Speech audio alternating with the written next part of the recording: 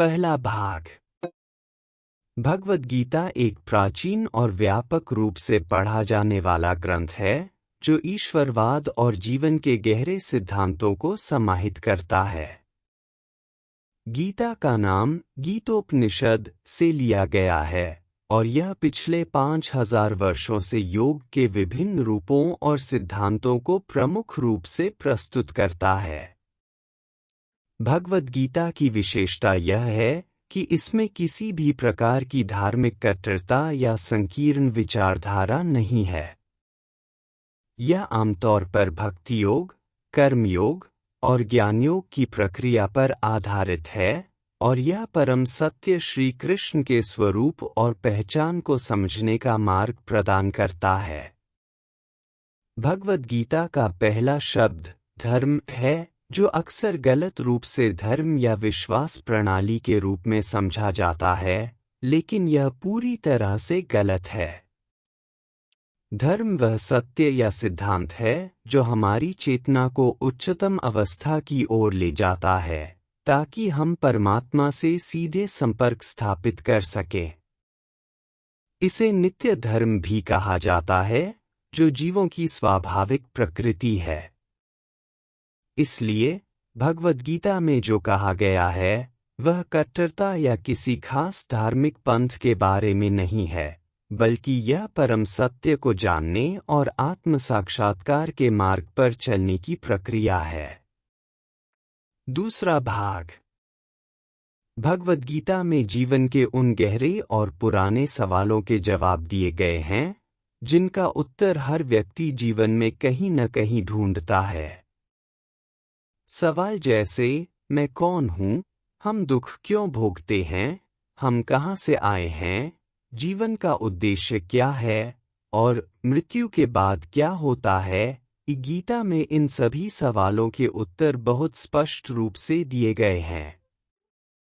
जीवन के इस गहरे रहस्य को समझने के लिए गीता सबसे सशक्त ग्रंथ है।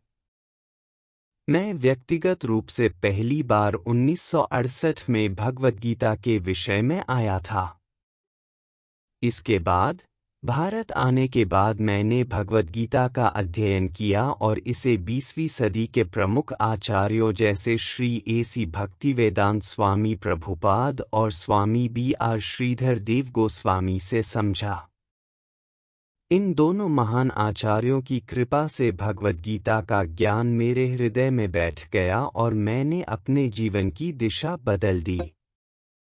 तीसरा भाग। जीवन में हम सभी कभी न कभी एक चौराहे पर पहुंचते हैं और भगवद गीता के अध्ययन के दौरान मैंने अपने जीवन में वह चौराहा पाया। मुझे यह निर्णय लेना था कि क्या मैं भक्ति योग के मार्ग को अपनाऊं, जिसमें परम सत्य के प्रति प्रेम और समर्पण हो, या फिर ब्रह्मवाद को अपनाकर स्वयं को निराकार ब्रह्मा के साथ मिला दूं। मैंने पहले विकल्प को चुना, भक्ति योग, क्योंकि मुझे लगा कि परमात्मा के प्रति प्रेम और भक्ति सबसे शुद्ध और स्थायी मार्ग है।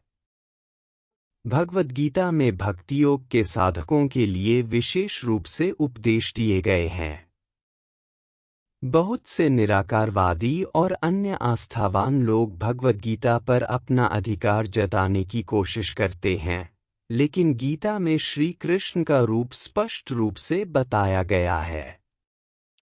18वें अध्याय में श्री कृष्ण ने यह स्पष्ट कर दिया है कि भगवद गीता के उपदेश केवल उन्हीं के लिए हैं जो भक्ति योग के माध्यम से परम सत्य को जानने के इच्छुक हैं।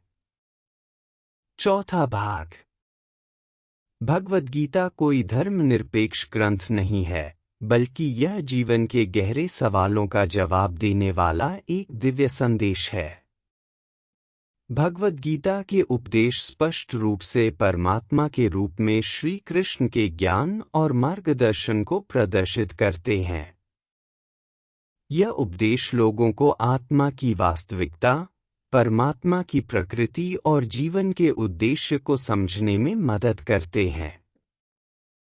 श्री कृष्ण की उपदेशों में यह भी बताया गया है कि साधक को भक्ति योग के माध्यम से आत्म साक्षात्कार प्राप्त करना चाहिए।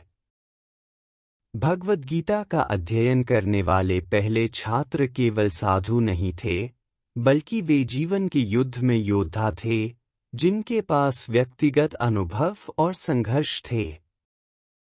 गीता में दिए गए उपदेश सिर्फ धार्मिक अनुशासन तक सीमित नहीं हैं, बल्कि वे जीवन के हर क्षेत्र में लागू होते हैं, चाहे वह कर्म, युद्ध या व्यक्तिगत जीवन हो। 5वां भाग। आजकल 21वीं सदी के प्रारंभ में भगवद गीता के विभिन्न संस्करण और टीकाएं उपलब्ध हैं। इनमें से एक प्रमुख संस्करण भगवद गीता यथारूप है, जिसे स्वामी प्रभुपाद जी ने लिखा। यह संस्करण भगवद गीता के वास्तविक अर्थ को स्पष्ट रूप से प्रस्तुत करता है। इसके अलावा अन्य टीकाकारों जैसे श्री विश्वनाथ चक्रवर्ती ठाकुर, बलदेव विद्याभूषण और स्वामी B.R. श्रीधर देव गोस्वामी के द्वारा भी गीता पर महत्वपूर्ण टीकाएं लिखी गई है। हम इन महान आचार्यों और गुरुओं के आभारी हैं, जिन्होंने श्री कृष्ण के उपदेशों को संसार के समक्ष प्रस्तुत किया। हम प्रार्थना करते हैं कि यह प्रकाशन श्री कृष्ण के प्रति हमारी भक्ति को और प्रगाढ़ करे और हम सभी परमात्मा की कृपा प्राप्त कर सकें।